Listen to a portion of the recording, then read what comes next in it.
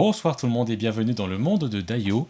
Et avant de vous présenter mes invités ce soir, je vais vous montrer un petit clip qui est diffusé en fait sur le site du CSA qui illustre parfaitement la thématique et le sujet de ce soir qu'on va aborder ensemble. Donc c'est parti, je vous montre ce clip. Debout mon cœur. Un père entre dans la chambre de sa fille. Je me suis couchée tard hier, j'ai encore regardé cette série, celle que j'ai pas le droit de voir. Il y avait une petite fille qui se fait couper la tête, un bébé qui se noyait. C'était horrible. Mais ça m'a pas empêché de tout regarder. Et vu que j'ai la tablette dans ma chambre et que j'ai récupéré les codes, ce soir, je continue. Ses parents la regardent bouche bée, puis elle s'adresse à nous. Mais tout ça, je leur dirai jamais. J'ai que 9 ans. Ce qu'ils regardent, ça nous regarde tous. Nos conseils pour les protéger sur csa.fr. Voilà, donc ce petit clip, en fait, tout ça pour dire que globalement, que ce soit des films, des chansons, des jeux vidéo, depuis des décennies, en fait, on pointe du doigt certaines œuvres en les accusant d'être responsables d'actes de violence dans notre société. Il y a eu en son temps le jeu GTA qui a effectivement fait couler pas mal d'encre. Aujourd'hui, c'est une série en fait qui attire notre attention et qui est au centre des débats, qui a fait pas mal d'actualités sur vos journaux, et pas seulement dans les journaux malheureusement, puisque ça fait aussi le débat dans les cours d'école. Cette série, c'est Squid Game, qui est une série coréenne qui est diffusée sur la plateforme Netflix. Et pour cela, on va en parler avec nos invités. Squid Game, pour en parler rapidement, alors pour vous situer l'histoire, ce sont des hommes et des femmes dans une situation précaire qui s'affrontent en fait à travers des jeux d'enfants pour tenter de gagner une très grosse somme d'argent. Alors les jeux d'enfants, c'est 1, 2, 3 soleil, ils jouent aux billes ou des choses comme ça, sauf que le problème c'est que dans ce jeu, quand la personne perd, elle meurt. Alors, excusez-moi, un spoiler pour ceux qui ne l'ont pas vu. Toujours est-il que, voilà, à la fin, je ne vais pas vous raconter la fin de la série, c'est pas le but de l'émission, mais en tout cas, effectivement, mes invités vont m'aider effectivement à comprendre ce phénomène et les violences qui s'entraînaient derrière. Alors, on va aussi se poser des questions sur d'où vient le succès de cette série et comment elle a envahi les cours d'école de nos enfants alors qu'elle est pourtant déconseillée aux moins de 16 ans. Voilà, donc pourquoi cet emballement médiatique aussi, c'est ce qu'on va essayer de comprendre avec mes invités.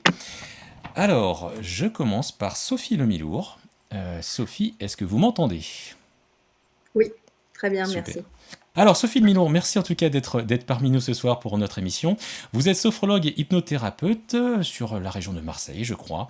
Et vous êtes également créatrice du projet La Bulle des émotions. Alors vous nous en reparlerez tout à l'heure et vous allez pouvoir en tout cas nous aider à nous éclairer sur ce que les enfants peuvent ressentir quand ils se trouvent confrontés, malgré eux en tout cas, face à des images violentes. Donc en tout cas c'est ce qu'on essaiera de développer et de comprendre avec vous. Marie-Alix Leroy, bonjour. Merci d'être parmi nous. Vous êtes auteur du livre Protégeons nos enfants de nos écrans aux éditions MAM. Et vous êtes également l'une des fondatrices de la page Facebook qui, en tout cas en un an, a connu un grand succès, puisque je crois qu'il y a 15 000 personnes qui font partie de cette page Facebook qui s'appelle Parents unis contre les smartphones avant 15 ans. C'est bien ça ? Oui, tout à fait. Voilà, donc je pense que pendant toute la soirée, effectivement, on va pouvoir débattre avec ce retour et cette expérience que vous partagez sur ce groupe Facebook. Je continue avec Maxime Giraud. Bonsoir, merci d'être parmi nous, Maxime. Bonsoir. Vous collaborez depuis 10 ans avec Jacques Métil, qui est le fondateur du site filmpourenfants.net. Alors c'est un site passionnant dans lequel on retrouve chaque film que vous analysez sur plusieurs aspects. L'âge à partir duquel il est conseillé de le regarder, le message qui est délivré par le film, les scènes difficiles et les émotions qu'elles sont susceptibles en tout cas de créer chez les spectateurs. Et vous avez aussi une analyse du vocabulaire employé par les scénaristes. En tout cas, merci d'être avec nous et merci de participer à cette émission. Alors, je vous présente aussi notre dernier invité, Gabriel Sardet. Merci beaucoup d'être présent parmi nous ce soir. Vous êtes directeur en conseil en stratégie digitale et vous êtes également associé de plusieurs sociétés de production et dont un studio de doublage de jeux vidéo à Paris. Avant ça, vous avez dirigé Allociné Productions pendant de nombreuses années et vous avez conçu pour Internet et la télévision de nombreux programmes courts et des émissions sur le cinéma. Et parmi elles, une qu'on reparlera tout à l'heure, qui est l'émission Faux Raccord, dont vous êtes encore l'auteur et qui rencontre beaucoup de succès, et notamment sur un des derniers épisodes qui a été consacré aussi à la série Squid Game. Donc on aura l'occasion d'en reparler tout à l'heure. Alors, déjà Squid Game, est-ce que vous l'avez vu ? Est-ce que tous les trois vous l'avez vu ? Sophie, est-ce que vous avez vu Squid Game ? Oui, j'ai vu Squid Game. Je l'ai vu très vite d'ailleurs, parce qu'on est vite pris par l'histoire et voilà, c'était, comment dire? Captivant et Ouais. en même temps, quelque peu, effrayant aussi. En Ah, tout cas, voilà, on est pris dedans et les émotions sont là. Je ah pense que oui, c'est le oui. but recherché. C'est ça, la bulle des émotions. Ça va nous aider à nous en parler de tout ça. C'est ça. Marie-Alix, c'est vous? Vous avez regardé Squid Game? Non. Non. Et il y a une. Pourquoi vous n'avez pas regardé? Vous ne voulez pas ou Moi, ça vous intéresse pas?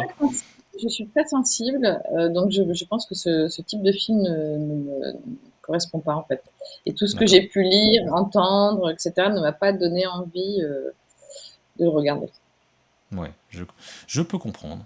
Et tout à fait. Et on le respecte. Votre point de vue et votre position sur cette série. Maxime, est-ce que vous avez vu Squid Game? Oui, j'ai vu les 10 épisodes. Il y en a 10, hein, il me semble. 10 ou 9, je sais plus. Ok. Oui, oui, je les ai vus. Et par contre, passé le premier épisode, je me suis un peu ennuyé, on va dire. J'ai pas Ah, été tant emballé par l'histoire. J'ai trouvé qu'il y avait voilà, une idée de base. Et derrière ça, j'ai été déçu en fait. J'étais déçu qu'il y ait- voilà, que cette idée puisse d'accord. exploiter, ou en tout Déçu, mais cas pourtant vous êtes allé qu'il n'y jusqu'au ait pas bout de la plus de série? fond derrière. Vous avez regardé tous les Je épisodes me quand suis même? forcé à regarder. Ah, Oui, oui, oui, forcé. je me C'est suis intéressant comme terme. forcé à aller Ouais. jusqu'au bout. Ouais, ouais, ouais. Est-ce que, Gabriel, vous avez regardé Squid Game? Ah, bien sûr, oui, forcément. Oui. Ne serait-ce que parce qu'on devait faire une émission dessus. Et D'accord. c'est une série que moi j'ai beaucoup appréciée. Je rejoins l'avis de votre première invité que j'entendais avant de pouvoir me connecter. C'est une série qui est tout de suite très très prenante. Ouais. Elle est conçue pour être très très prenante et en effet je comprends quand on est sensible qu'on ne puisse pas la regarder parce qu'elle est particulièrement violente. D'accord. Alors justement, je propose qu'on commence le débat. Alors on va découper l'émission en plusieurs parties. On va parler pour l'instant de la série en elle-même, de son origine, et du phénomène Netflix aussi, parce que globalement, est-ce qu'une série comme celle-ci, sans aujourd'hui le nombre d'abonnés et comment dire, aujourd'hui Netflix, c'est 204 millions d'abonnés fin 2020 quand même. Donc c'est quand même colossal, donc ça a une pénétration dans les foyers qui est monstrueuse, et l'année dernière avec le Covid, je crois que ça a explosé en termes d'audience. Moi, les questions que j'ai envie de vous poser, c'est justement sur la corrélation entre le succès de la plateforme Netflix et la série en elle-même, puisque on est sur du cinéma qui est coréen. Donc, qu'est-ce qui fait que Squid Game, en dehors de l'aspect violent, a rencontré ce franc succès dans tous les pays du monde? Et je sais pas si on peut.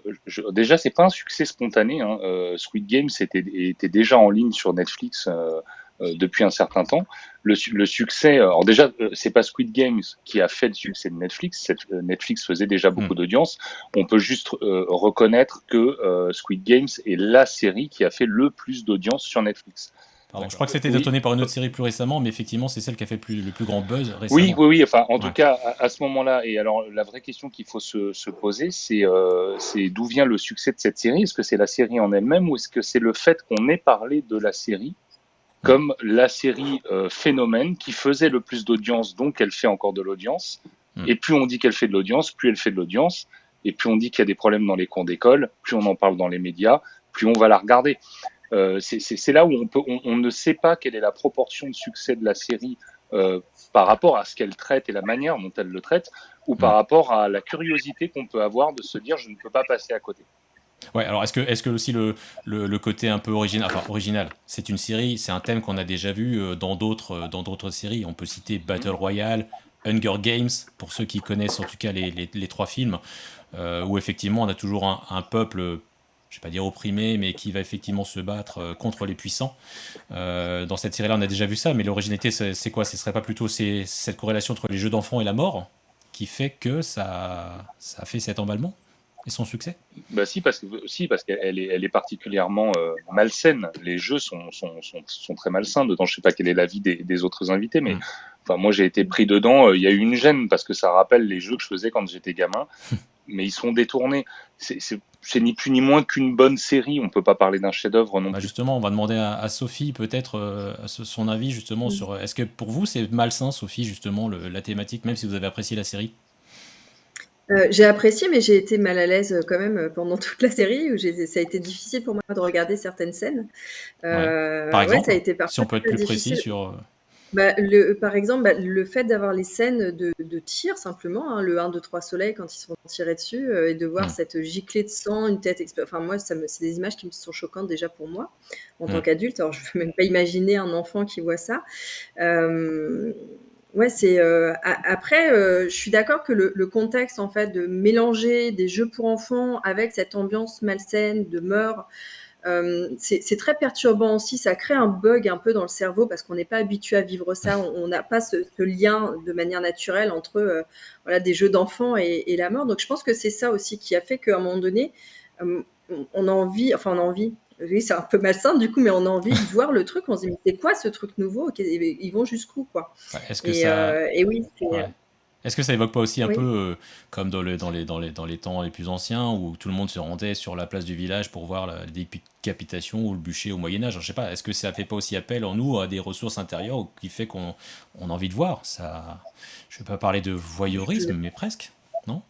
Non, je sais pas, mais il y a ce côté, il y a une sorte de gêne physique, hein, de toute façon qu'on ressent. Il y a ce stress-là qui est là, Hmm. pendant toute la série où on sait pas trop et ça, c'est quelque chose qu'on recherche tous naturellement, un petit peu d'adrénaline, un petit peu de peur comme ça et je pense que c'est ça qui nous fait rester et qui nous fait, regarder cette série jusqu'au bout.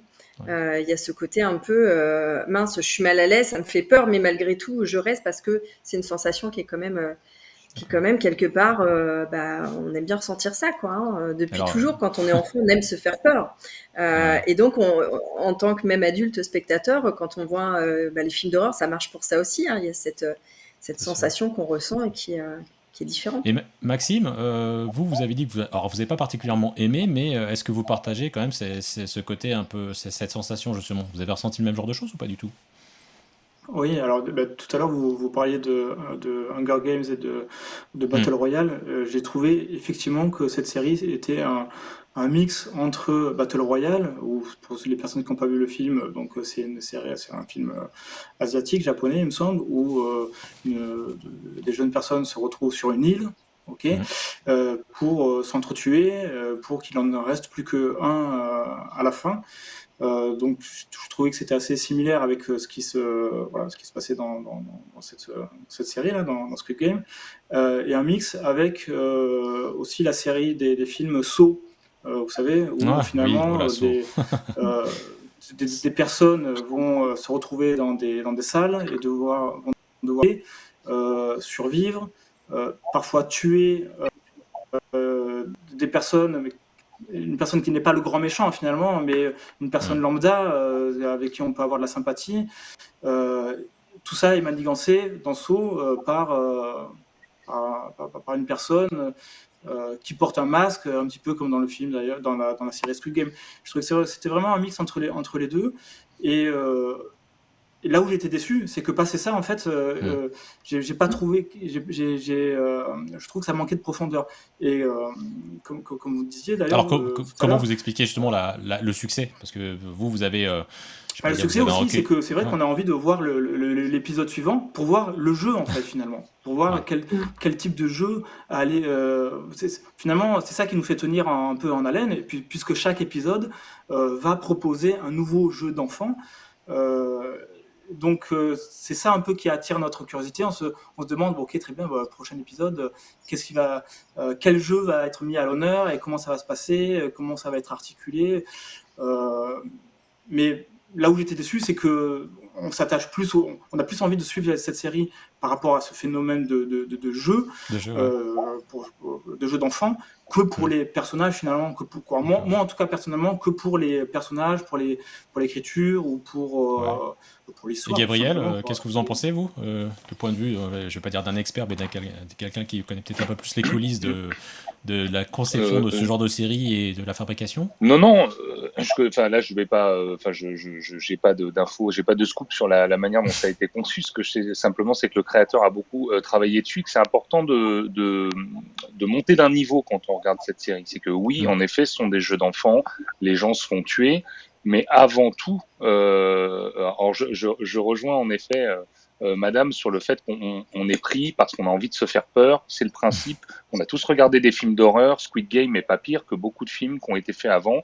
On pourra peut-être parler par contre de l'amélioration des effets spéciaux qui rendent les scènes violentes beaucoup plus réalistes que ça ne l'était quand nous, on était enfants.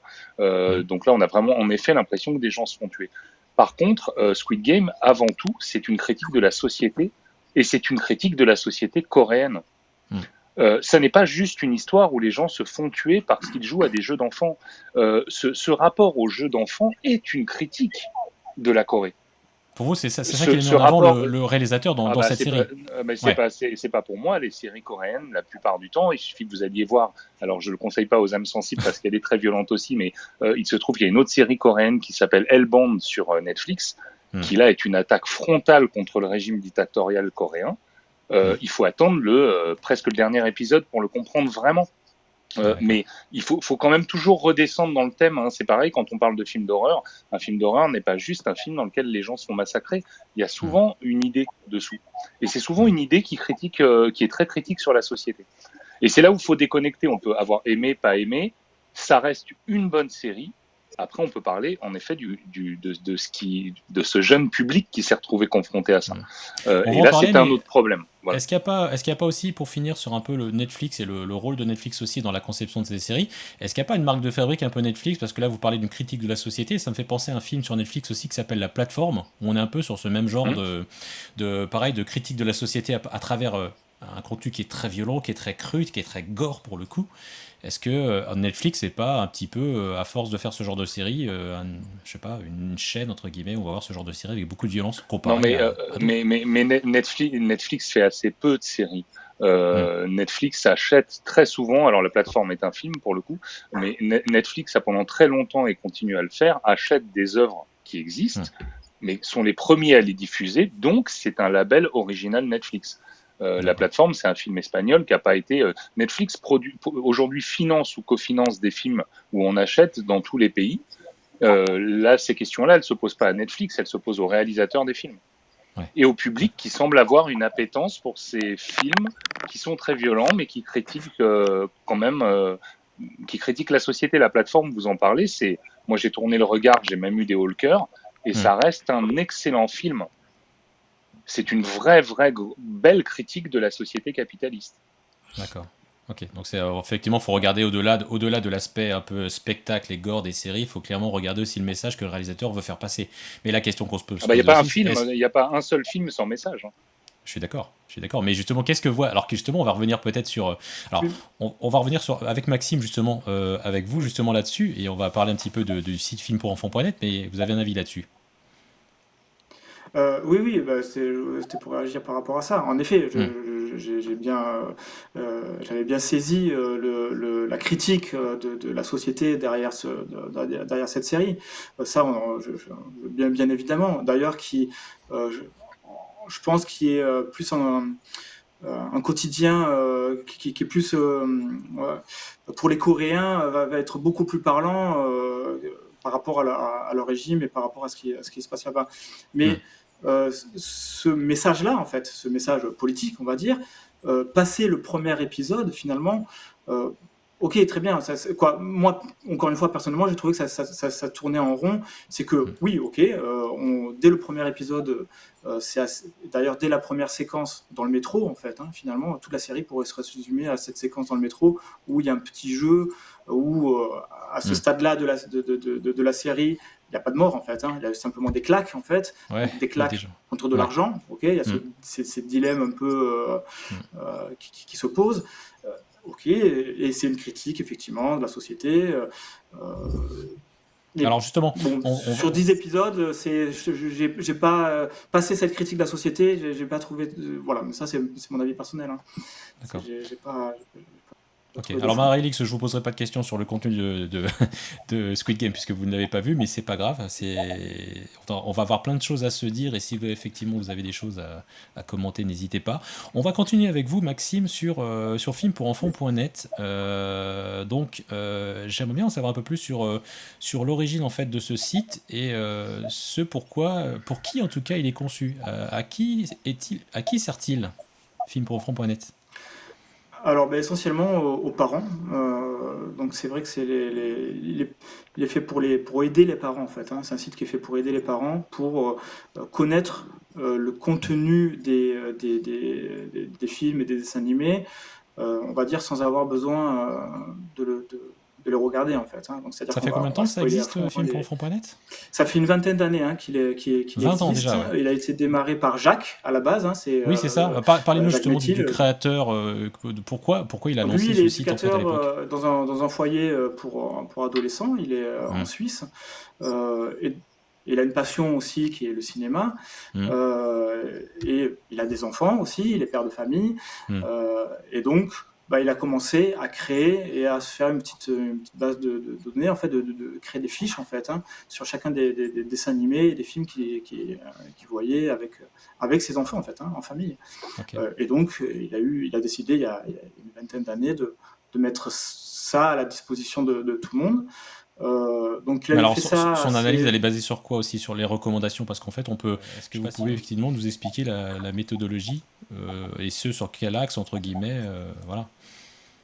Oui, alors Vous- par rapport au choix, ça va être vraiment. Alors, c'est un site qui est, je le dis aussi, c'est pour ça qu'on a une certaine liberté, c'est qu'il est entièrement bénévole, on n'a aucune subvention, euh, on a commencé à mettre à peine il y a un an une plateforme Tipeee qui permet un petit peu de défrayer les places Donc de c'est un travail ciné. bénévole complètement que vous faites tous les deux avec. C'est entièrement bénévole, tout à fait. C'est Ouais. entièrement bénévole. Bravo. Ce qui fait que. Pardon? Félicitations parce que c'est pas évident quand même de faire ce genre de choses-là. Voilà, bénévolement en tout cas, il y a une utilité publique qui est évidente. Mais voilà. Oui, on a beaucoup de retours, en effet, on a beaucoup de retours parce que je vous disais, c'est vrai que les parents l'utilisent beaucoup, mais les enseignants aussi. On a beaucoup de retours d'instituteurs, d'enseignants, voilà, de grands-parents aussi. D'accord. Et Vous donc, connaissiez le Marie-Alix fait et qu'on soit Sophie? bénévole, ça nous laisse une Pardon. liberté aussi sur le choix des Ouais. films et des dessins animés. Voilà, on ne reçoit pas, on n'a pas de demande en fait, donc c'est à notre bon vouloir en fait. J'ai envie de dire, c'est ce qui va nous intéresser sur le moment. Voilà, on se laisse complètement libre d'analyser les films qu'on veut. D'accord. Je posais la question, est-ce que Marie-Alix et Sophie et Gabriel, vous connaissiez le site filmpourenfants.net justement? Moi, je pense que j'y étais déjà allée parce que effectivement, j'éprouve de grandes difficultés aujourd'hui à savoir ce qui est réellement pour mes enfants, en tous les cas. Parce que parfois, il y a des films qui sont conseillés pour les 10 ans et puis après le visionnage, je regrette de ne pas l'avoir vu d'abord seule. Et donc, du coup, je suis intéressée par des plateformes comme ça où le jugement n'est pas. D'ailleurs, j'ai remarqué qu'avec les États-Unis, souvent, on a 2 ans d'écart. Hein. C'est-à-dire que les États-Unis, souvent, c'est moins de 12 ans et en France, c'est 10 ans. Ah bon? Les critères sont pas les mêmes. Non, les critères ne sont pas toujours les mêmes. D'accord, je comprends. Ok. Et alors, une question sur Maxime sur le site. Pourquoi, par exemple, ne pas. Je me suis posé la question, pourquoi on ne voit pas les choses que vous ne recommandez pas justement sur votre site? Et pourquoi justement? C'est un choix pour l'instant, mais c'est vrai qu'on se pose la question.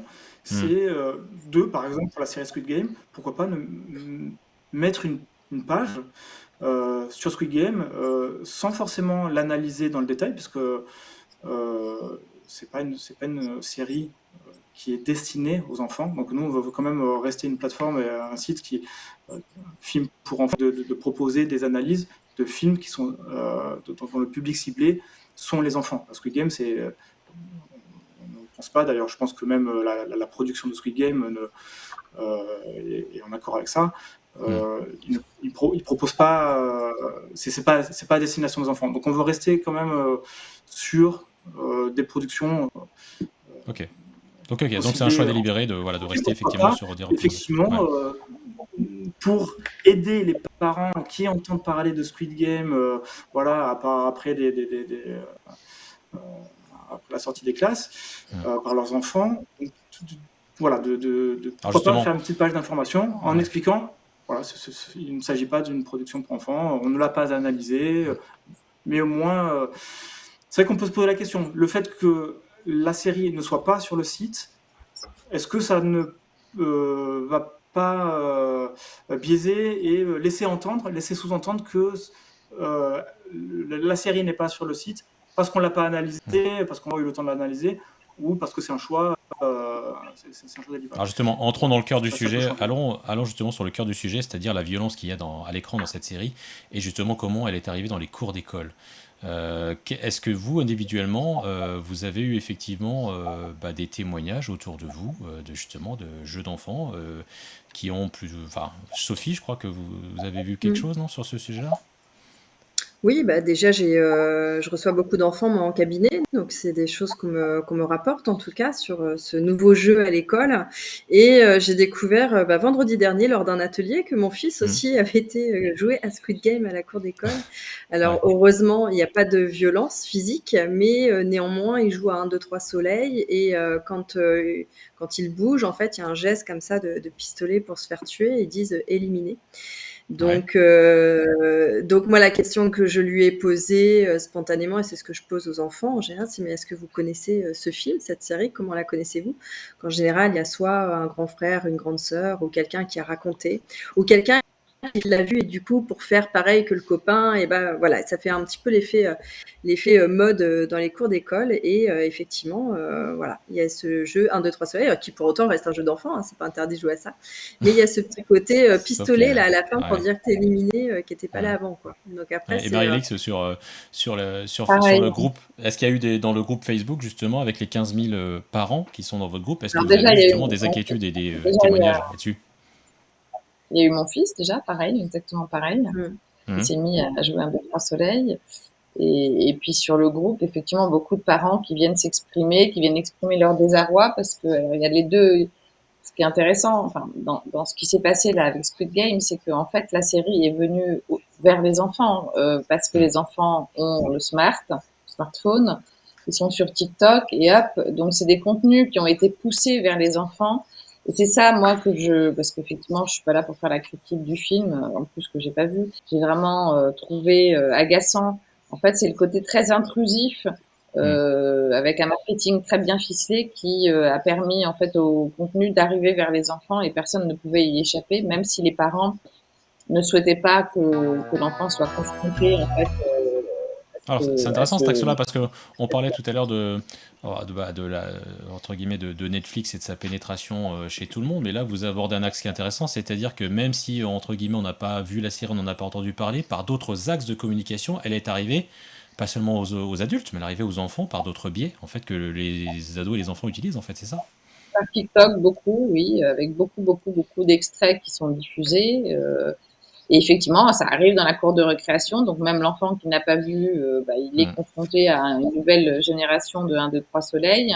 Et puis après, ce qui m'a interpellée aussi, c'est qu'il y a quand même beaucoup de parents qui ont considéré qu'ils pouvaient voir la série avec leurs enfants de 10 J'ai ans. entendu ça il y a pas longtemps aussi. Voilà, qui considèrent que comme ils sont à côté, voilà, ils peuvent voir comment l'enfant réagit, etc., sans, pour moi, se poser la question de quel est le cerveau de l'enfant, quelle est sa capacité à absorber par rapport à un cerveau d'adulte. Et là, moi, ça me met un peu en colère aussi parce que du coup, nous, moi, par exemple, qui ne voulais pas que mes enfants aient accès à ce genre de contenu, ils sont cernés. En fait, ils sont Ouais, c'est ça, cernés parce que aujourd'hui. quelle est l'origine de la création de ce groupe, justement, que vous avez créé? Il y a qu'est-ce qui vous a fait tilt? Tiens, il faut que je puisse trouver des gens avec qui en parler et comprendre ce qui se passe dans les cours d'école. Parce que bon, là, on parle de Squid Game, mais c'est pas seulement. Alors moi, c'est un incident pornographique, mais Ouais, c'est de même acabit, hein, on c'est-à-dire en que parle la beaucoup en ce moment dans pornographie les médias, aujourd'hui ouais. arrive, est intrusive, arrive vers les enfants, même ceux qui ne l'ont pas demandé. Et après, il y a un phénomène d'addiction qui peut d'ailleurs très vite s'enclencher dès 10, 11, 12 ans. Hein. Voilà, et c'est d'où, voilà, c'est le départ, moi, de mon combat, ça a été la pornographie. D'accord, ok. Gabriel, vous partagez ce point de vue ou pas sur est-ce que c'est dangereux pour vous finalement ces images-là? Non, Ou est-ce que alors, ça va faire une génération non, de gamins qui non, sont mais, complètement... Mais il y a plusieurs questions dans la question. Je partage pas tout le point de vue qui vient d'être évoqué. Je vais expliquer pourquoi. Évidemment, comme tout le monde, je suis pas pour que les enfants soient confrontés ni à de la violence ni à de la pornographie. Je voudrais juste remettre les choses dans un contexte. Alors, je suis content que vous ayez cité TikTok parce que beaucoup de gens dans la presse ne l'ont pas fait. En effet, la majorité des images qui ont touché une minorité d'enfants, je dis bien une minorité. Oui, parce qu'on n'a pas de chiffres là-dessus, en fait. On en parle beaucoup, mais on sait pas. Non, on les a pas vraiment, mais ce qu'on sait aujourd'hui dans les écoles, c'est que on est en gros, quand 100 gamins jouent à Squid Game, il y en a 90 qui savent pas de quoi on parle. Ils ne l'ont pas vu. C'est un phénomène de mode d'école. On fait comme le copain. Là-dedans, évidemment, la problématique, elle va être, alors les chiffres, je grossis très, mais là-dedans, la problématique va être que la minorité de gamins qui a vu Squid Game, elle reste jeune. Et en effet, c'est via TikTok qu'elle a souvent reçu des extraits qui eux-mêmes, par contre, et c'est là que je ne vous rejoins pas totalement, ça n'est pas du marketing. Les distributeurs, que ce soit Netflix, que ce soit d'autres distributeurs, peuvent utiliser en effet TikTok pour pénétrer ce marché avec une bande-annonce, lesquelles sont très réglementées en France quand on sait que ça touche parce que la un jeune bande-annonce public. de Squid Game, elle ne montre pas de scène de violence. Non, il n'y a pas de violence. Pour la diffuser, il n'y a pas de violence dedans. Non, en fait. mais parce que c'est la loi et qu'on sait qu'en plus que Ah. TikTok, les distributeurs sont pas fous, ils vont pas s'attirer les foudres de tout le monde. Pourquoi ? Parce qu'il y aurait une censure sur tombe. l'âge d'une la bande-annonce. On n'a pas le droit de montrer des scènes violentes, contrairement à l'œuvre en elle-même. On peut pas. On sait à quel public on s'adresse. Si par exemple vous allez voir un film au cinéma, un film pour enfants, vous n'aurez pas le même type de bande-annonce que si vous allez dans la salle d'à côté, que c'est un film pour adultes. On est d'accord. Ce ne sont pas les mêmes bandes-annonces. Des sociétés comme Gaumont font extrêmement attention à ça. UGC aussi. Et les distributeurs n'ont pas envie d'être taxés d'avoir utilisé des enfants pour faire du marketing. Sur TikTok, les extraits qui sont passés sont venus de gens qui ont capturé les extraits pour les mettre sur TikTok et faire de l'audience parce que cette audience est rémunérée. Et beaucoup de gens sur TikTok vivent de contenus qui ne leur appartiennent pas en les mettant à disposition des autres. Voilà. C'est un autre thème d'émission. On peut prendre, mais c'est malheureusement comme ça que ça se passe. TikTok était vraiment l'endroit où on vient piller du contenu pour le mettre sur une chaîne et on est rémunéré. Voilà. Donc ça n'est pas du marketing. Maintenant qu'ils y aient eu accès via TikTok, c'est tout à fait vrai. Mais je crois qu'il faut encore relativiser aussi un petit peu. On a tous entendu parler d'incidents, on a tous des incidents de proximité, mais les chiffres de violence liés à Squid Game dans les écoles ne sont pas énormes. C'est ça. Ouais. Sincèrement, les écoles ont eu peur parce qu'elles ont entendu les gens en parler. Et là-dedans, en effet, il y a une minorité de parents qui regardent avec leurs enfants. Il y a une minorité d'enfants qui regardent sur leur téléphone. Il y a une minorité d'enfants en primaire qui ont des smartphones. Il y a une majorité d'enfants au collège qui ont des smartphones. Ouais. Mais ça, on en reparlera peut-être. Vous êtes anti-smartphone et je respecte. Simplement, les solutions, il n'y en a pas aujourd'hui. Des téléphones, aujourd'hui, c'est des smartphones. Malheureusement, il y a peu de téléphones sur le marché qui sont accessibles aux jeunes sans présenter cet accès à Internet. Mais je vous rejoins, vous avez tout à fait raison sur l'accès à la pornographie, par exemple, qui peut foutre en l'air des générations. C'est qu'effectivement, la problématique est bien celle de l'âge. Parce que pour moi, effectivement, 11 ans n'est pas l'âge, vous parlez des collégiens, ils ont tous effectivement un smartphone. Et ils ont, moi dans la classe de ma fille qui a 12 ans, c'est pas une minorité qui a vu Squid Game. Non. C'est pas une minorité. Ah non, au collège, bien sûr, donc, je parlais des primaires. Mais ils ont 12 ans. Voilà, donc c'est là où moi, ils ont 12 ans, ma fille a 12 ans. Oui, et donc c'est là où moi je suis pas d'accord avec les parents qui mettent, alors là on quitte le Squid Game strictement, on parle de l'accès aux informations, enfin au contenu, effectivement de pouvoir regarder comme on veut, que ce soit le porno ou ce genre de série à 11-12 ans, pour moi c'est problématique parce que ce type de contenu n'est pas adapté. Bon, on en parle beaucoup des problèmes liés notamment à la pornographie en ce moment dans les médias. Bon, après Squid Game, on parle beaucoup de ça. Mais la violence, c'est un bon sujet parce que on en parle moins parce que les lobbies sont très puissants. Mais je parlais avec Sabine Duflo donc récemment, qui est psychologue clinicienne. Je peux vous assurer qu'elle voit les dégâts de la violence de certaines séries sur les ados. Alors justement, ingurgiter des choses et des modèles et des images qui sont pas capables de digérer. Sophie, justement, parlons un peu plus, rentrons dans le cœur de l'émotion qui peut être liée à ce contenu sur lequel un enfant est confronté. Qu'est-ce que ça fait en lui et qu'est-ce que vous avez vu comme témoignage dans vos séances de sophrologie? Et est-ce qu'il y a une... Alors, troisième question, est-ce qu'il y a une évolution aussi en fonction des âges? Comment c'est perçu en fonction des âges? Alors oui, évidemment, l'âge rentre en jeu. Quoi qu'il en soit, tous les enfants n'ont pas leur cerveau assez mature pour ingurgiter toute cette violence et d'avoir le recul nécessaire en fait entre ce qu'ils voient et ce qu'ils doivent en comprendre. En tout cas, là, on peut vraiment parler de traumatisme, c'est-à-dire par une image, c'est quelque chose qui va rester ancré. Moi, j'ai souvent des enfants qui viennent avec des images en tête et qui ne peuvent plus dormir. Donc, qui dit ne pas dormir, dire fatigue en journée, manque de concentration, échec scolaire. Enfin, après, ça peut aller loin. Donc, la confrontation à une image qui n'est pas adaptée à l'âge, ça peut avoir des vraies conséquences. Donc, ça, il faut vraiment être vigilant par rapport à ça. Et on parlait tout à l'heure d'une minorité, effectivement, dans les écoles qui ont vu ça. Alors, je suis d'accord, c'est une minorité. Les autres, pour la plupart, suivent pour savoir de quoi il s'agit. Sauf qu'il y a aussi cette curiosité quand on est enfant de vouloir, pour pas, c'est un peu la honte sinon si on ne sait pas ce que c'est. Ouais, Donc il y a cette recherche d'information qui fait que souvent, voilà, avec un réseau social comme TikTok, c'est facile d'aller chercher ce genre d'informations. On va aller piquer le smartphone des parents ou la tablette qui traîne à droite à gauche et on peut avoir accès facilement à ce genre d'informations. Au début de l'émission. Et très souvent, les enfants qui font ça le regrettent après. C'est ce qu'il me dit. Il me dit, mais j'aurais jamais dû faire ça en fait. C'était pas du tout adapté. Mais il y a cette envie et cette curiosité qui prend le pas. Et c'est en ça où c'est compliqué. C'est-à-dire qu'à la fois, c'est le goût de l'interdit en fait. Mais ça, c'est propre à... On parle. On joue à 1, 2, 3 soleil, mais il y a une autre dimension que je ne maîtrise pas encore et j'aimerais bien comprendre ce que c'est. Moi aussi, je veux faire partie de ce groupe-là qui comprend de quoi ça parle et du coup, voilà, ça peut engendrer ça. Alors, je ne dis pas que tous les enfants vont forcément avoir envie d'aller creuser et vont voir finalement du contenu, mais en tout cas, ça peut appeler à ça et c'est en ça où les parents doivent être très vigilants après. C'est de pouvoir...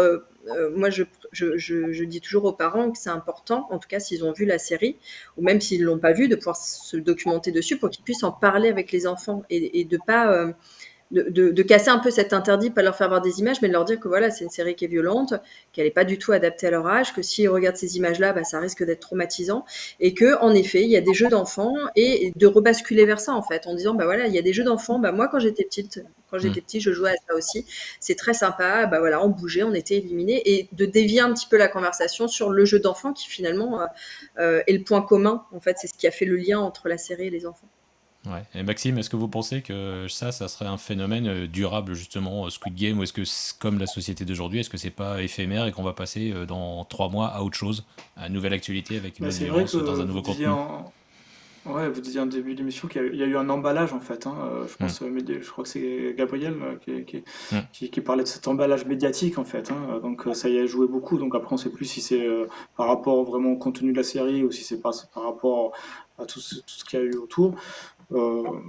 Oui, je pense que c'est un phénomène de mode comme vous disiez aussi. Il y a des modes comme ça. On voit, moi j'ai des enfants. L'année prochaine ça sera certainement autre chose.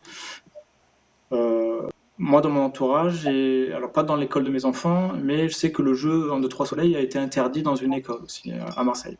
À cause de Squid Game ou ouais, à cause de Squid Game. À cause de Squid Game, ouais, tout à fait. D'accord. Ouais. C'est interdiction de jouer 1, 2, 3 soleil. Là, depuis quelques jours, c'est triste quand même. Ils sont de nouveau autorisés à jouer 1, 2, 3 soleil. Parce que ça s'est un petit peu calmé, mais voilà. Alors, apparemment, c'était par anticipation aussi. Il n'y avait pas eu de réel incident, mais c'était par anticipation. Il n'y a pas eu, Gabriel, je crois, comment dire, les rectorats ont envoyé des missives aux écoles justement pour. Il me semble que c'est Si, il y a le ministre de l'Éducation nationale de mémoire qui a fait une mise en garde. Il y a certaines écoles qui ont écrit aux parents. Moi, j'ai un petit garçon de 9 ans et la maîtresse a écrit.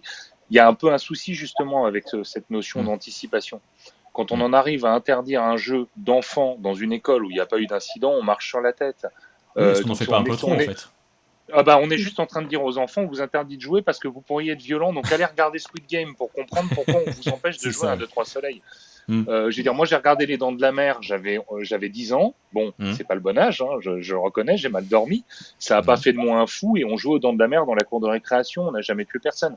Là, le vrai problème avec Squid Game, c'est les écoles dans lesquelles on a été un peu plus loin que le geste du pan et où des enfants se sont mis des claques. Ouais. Donc, t'es éliminé, tu prends une claque. Donc là, on ajoute de la violence physique réelle dessus. Ouais. Mais simplement, je crois que derrière Squid Game, le vrai problème, c'est un peu ce qu'on commençait à dire tout à l'heure quand on parlait des smartphones. C'est pas Squid Game le problème. C'est le vrai problème, c'est que cette série met à jour la démission des parents face aux écrans. On se sert aujourd'hui des écrans pour garder nos enfants. Ils ont un code Netflix, ils ont un code Amazon Prime. Ils ont un ordinateur dans leur chambre et on les laisse accéder au contenu parce qu'on laisse les écrans les garder en réalité. Alors justement, je vais rebondir sur ce que vous dites, Gabriel, sur justement Marie-Alix, le livre que vous avez écrit qui est Protégeons nos enfants des écrans, c'est ça. Voilà, Protégeons nos enfants des écrans. On est clairement dans ce thème-là, en fait. Oui, mais c'est sûr que l'écran est devenu une nounou, même parfois dès 2 ans. Hein. Si vous observez des poussettes, c'est pas rare de voir un enfant qui a déjà le smartphone. Et il n'y a plus de contrôle de la part des parents sur les contenus justement qui vont être regardés. Et effectivement, c'est problématique parce que ça engendre des traumatismes, parce que ça engendre des addictions. Enfin bon, voilà, il y a plein de problèmes. Ça engendre beaucoup de harcèlement, de cyberharcèlement. Enfin, il y a énormément de problématiques autour de ça. Et effectivement, ne pas donner un écran à un enfant, c'est beaucoup plus complexe en tant que parent. Parce que c'est vrai qu'ils sont hypnotisés.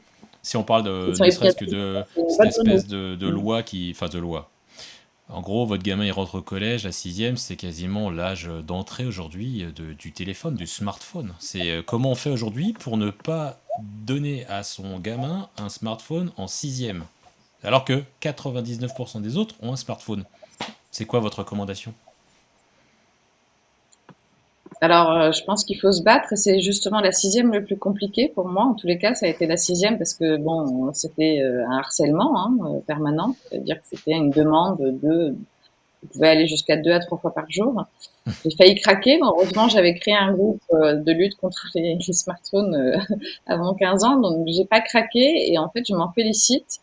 Parce que c'était vraiment la 6e et après, plus on avance en âge, plus elle comprend le pourquoi et elle prend du recul par rapport à tout ça. Alors je dis pas qu'elle en veut plus de téléphone, c'est pas vrai, mais elle voit que certains enfants sont en décrochage scolaire, elle voit certains comportements et elle me rejoint un petit peu plus.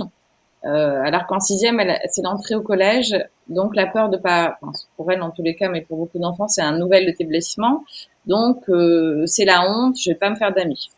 Oui. Et alors au final, c'était pas vrai. Elle a été élue déléguée, elle a énormément d'amis. Voilà, donc je pense que c'est là où les parents peuvent se rassurer, c'est que c'est pas vrai. Alors après, il y a des problématiques. Si l'enfant, effectivement, il est complètement en dépression parce que tout le monde a un téléphone, enfin, je pense qu'il faut s'adapter à chaque situation. Mais de dire, il n'y aura pas de smartphone, donc je les coupe, je coupe mes enfants des amitiés, c'est pas forcément vrai. Et après, de dire, je veux lui donner un smartphone parce que je veux qu'il soit safe sur tout le trajet de l'école, c'est complètement c'est l'excuse que tous les parents disent au départ. S'il se fait attaquer, il va pas dire attention, j'ai un smartphone, donc voilà. C'est ça. Et la plupart du temps, les parents demandent à ce que l'enfant envoie un texto à l'arrivée au collège, mais lui, dès qu'il est avec ses potes, il l'oublie complètement. Donc les parents, eux, qui attendent le texto, s'inquiètent, appellent l'école pour savoir si en fait il est bien arrivé. Donc c'est voilà, il faut que les parents aussi acceptent de lâcher, Et moi, oui, il y a des grèves. Ma fille, en 6e, elle a eu une grève. Elle est rentrée à pied et elle était en fait hyper fière parce que elle s'est sentie, elle a senti elle avait réussi à se débrouiller. Il n'y a pas des méchants partout. Elle rentre dans une pharmacie, elle peut m'appeler. Enfin, il y a plein de solutions qui existent. Enfin, nous, on l'a vécu. Donc, voilà. Donc, on va créer le groupe. C'était mieux avant, c'est ça. Mais bon, ça fait un peu vieux schnock de dire ça, donc bon. Après, moi, je le pense pour le téléphone, mais c'est une bataille. une bataille. En tous les cas, pour les parents, c'est vrai que c'est très compliqué et on peut pas juger les parents qui craquent parce que c'est vraiment, faut être fort, quoi. Faut être vraiment fort pour pas craquer. C'est clair. Et alors, La attends, pression, elle est infernale. ouais. Et Est-ce même qu'au des final, parents qui peuvent juger aussi. Hein. Il n'y a ouais, pas mais que entre parents. On peut se faire juger. Moi, tu rétrogrades finalement. ouais, mais en même temps, est-ce que c'est pas facile un petit peu de pointer le smartphone du doigt? Est-ce que c'est pas aussi, je sais pas, est-ce que c'est pas aussi les applications, le fait de, je sais pas, si en sixième vous donnez un smartphone à votre gamin avec un abonnement 4G, effectivement, et que vous laissez installer tout ce qu'il veut comme application, là on est clairement effectivement il fait ce qu'il veut. Mais Non, mais le problème, c'est Internet et c'est le fait qu'ils fassent sauter toutes les. Ils savent faire tout sauter en deux. ouais, Tous les verrouillages que vous pouvez faire, mhm, ils savent les faire sauter en deux. ouais, Donc, vous leur proposez un 9 touches, ils vous le balancent à la figure. ouais, Parce il y a pas Internet, ils veulent même pas l'emmener à l'école. Hein.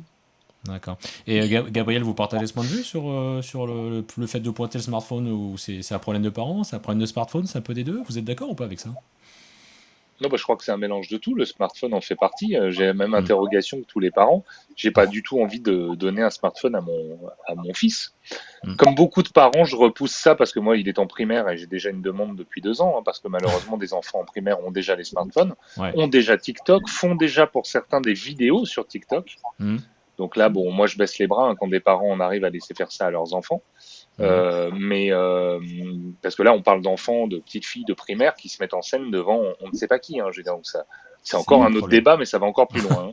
C'est clair. Et pour le coup, voilà, moi j'ai repoussé au collège, en effet, à la sixième. Donc j'ai peut-être fait une énorme connerie parce que pour le coup, j'arriverai certainement pas à gagner un an de plus. Hmm, Mais je pense que je mettrai des bloqueurs. Ça existe. C'est un vrai souci. Le smartphone en fait partie parce qu'on sait que le harcèlement scolaire a lieu sur les applications de réseaux sociaux qu'ils téléchargent. On sait maintenant qu'en effet, ils ont accès à certains contenus qui sont violents via leur smartphone. Après, c'est le smartphone, plus l'accès au libre écran, hmm. plus les ordinateurs dans les chambres trop tôt, sans explication même des parents de ce que c'est qu'Internet. Et parce qu'on est dans un pays comme ça, hein, c'est-à-dire, moi je me mets dans le lot. Hein, j'ai eu un débat sur ce que représentait le porno avec mon fils de 16 ans. Bah, il avait 16 ans. C'est Oui. beaucoup trop tard pour lui expliquer. Heureusement qu'il est intelligent et qu'il avait compris, parce que j'imagine que ça lui est forcément passé devant les yeux. Mais moi, Hmm, à 16 ans, je me suis dit, ah mince, il a dû en voir, puisqu'il a un ordinateur. Et à ce moment-là, heureusement qu'il est assez intelligent pour avoir compris, s'il en a vu, que non, c'était pas comme ça une relation amoureuse. hmm, Mais on est dans un pays où on ne parle de rien, on donne les choses et puis on attend que ce soit trop tard. hmm, ouais. Donc peut-être qu'il y a aussi un problème des parents sur l'explication de comment se servir d'un smartphone, comment aller sur Internet, quelles recherches faire, ce qu'il faut éviter de regarder. Hmm. Et voilà, enfin, moi je pense que le problème ne vient pas forcément du contenu, mais de la manière dont il est consommé de manière totalement abandonnée par nos enfants. Et Sophie, justement, sur l'exposition à ces contenus sur des téléphones, est-ce Mm. que vous avez reçu des enfants, justement, qui ont été exposés à ce genre de contenu-là? Et qu'est-ce qu'ils vous ont dit à vous qu'ils ne diraient pas à leurs parents? Alors, moi déjà, c'est une question qui fait partie de mon premier entretien avec les enfants. Je pose toujours la question, c'est et les écrans? Est-ce qu'il y a des écrans à la maison? Quel type d'écran? Quel type de contenu? Est-ce qu'il y a des règles à la maison? Est-ce que c'est facile d'arrêter? Parce que ce que je remarque souvent, c'est que quand il y a des troubles comportementaux, en tout cas émotionnels, souvent il y a, alors je dis pas que c'est tout le temps, hein, faut pas faire des faux Hmm. raccourcis, mais en tout cas très souvent c'est lié à une surexposition aux écrans. Un enfant qui est surexposé aux écrans va être moins sociable, il va s'enfermer dans son monde, il va moins s'exprimer sur ce qu'il ressent. Et puis, souvent, alors je suis d'accord avec ce que dit Marie-Alix, c'est les enfants, ils savent tout débloquer, hein, c'est-à-dire qu'on peut mettre des contrôles parentaux, tout ça. Ne vous inquiétez pas, ils ont un temps d'avance sur nous sur tout ça, donc ils vont trouver la solution pour faire tout sauter. Donc la plupart du temps, ils y arrivent d'un moyen à un autre à aller voir le contenu qu'ils ont envie d'aller voir. Et Hmm. donc c'est ce que je vous disais tout à l'heure, parfois ils viennent au cabinet avec un trauma, c'est-à-dire une image en tête qui les empêche de dormir ou qui d'un seul coup ils ont peur tout le temps quand ils sont dans la rue.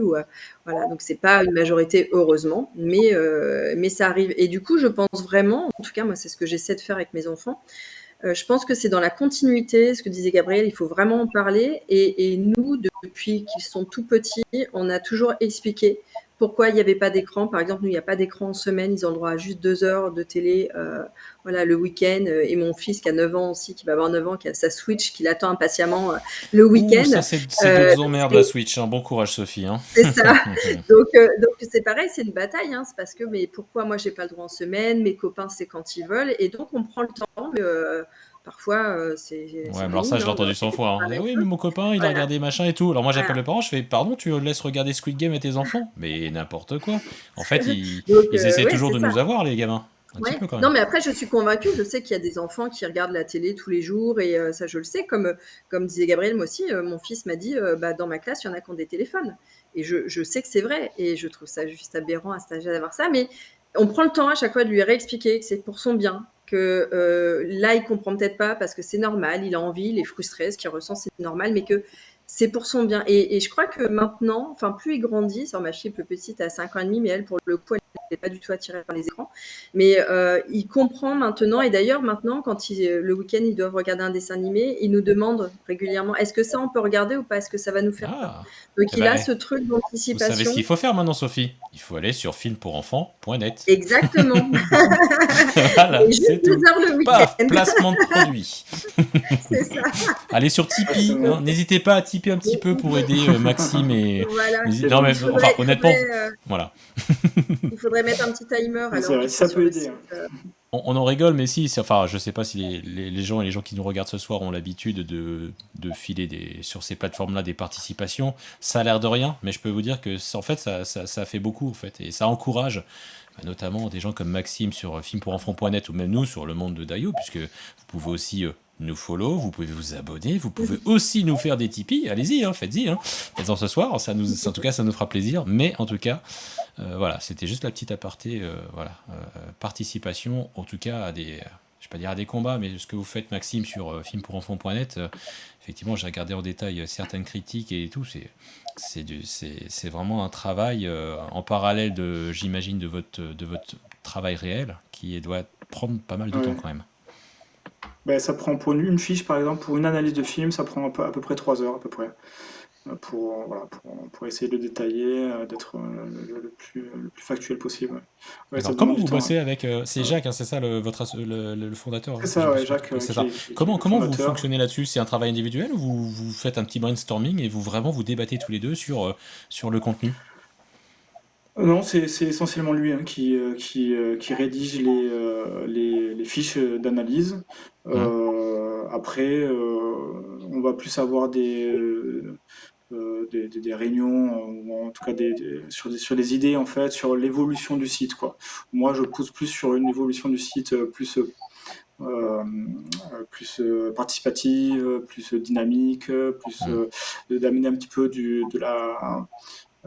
créer une communauté, pourquoi pas ouvrir est-ce qu'il faut pas, justement, est-ce qu'il n'y a pas une application smartphone qu'il faudrait? Je ne sais même pas si elle existe ou pas. Hein, voilà, mais l'idée c'était aussi pourquoi pas laisser pour les enfants qui ont 8 ans ou 9 ans et qui ont déjà des smartphones. C'est peut-être ça la solution, Gabriel et Marie-Alix, non? Non, c'était de l'humour, bien sûr, c'était mal placé. Okay. Non, mais moi par contre, le combat, la bataille que je suis en train de mener parce que mes enfants sont en CM2, ils ont 10 ans également, et effectivement, là on commence à parler de Snapchat. Là c'est, il faut absolument installer Snapchat, tout le monde dans la classe a Snapchat, et du coup le soir, tout le monde discute sur Snapchat, et s'ils n'ont pas discuté, eux ils arrivent le matin et il s'est passé des trucs, en fait finalement le soir auquel ils n'ont pas assisté, quoi.